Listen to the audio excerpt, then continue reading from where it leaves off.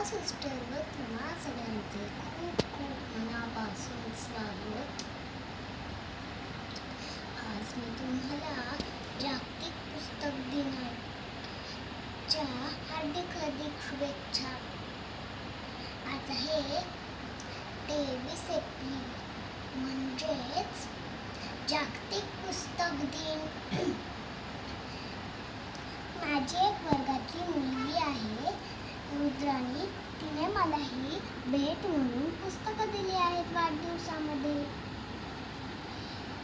हे आहे पोटाचं कपाट, हे पाणीला डोळे, हे लोककथा आणि हे पंचतंत्रामधील प्रसिद्ध गोष्टी आणि हे माझं फेवरेट आवडतं राधाच्या गोष्टी.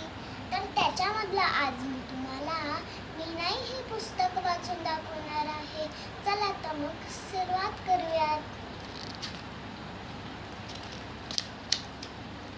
सगळेजण म्हणतात की राधा अगदी आईसारखी दिसते.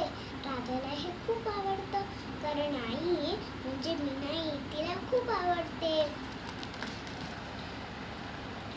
सकाळी राधा उठली की मीनाई हाक मारते, चला मावताई दूध प्यायला या, पण पेपर वाचूया. राधा मीनाईच्या मांडीवर बसते.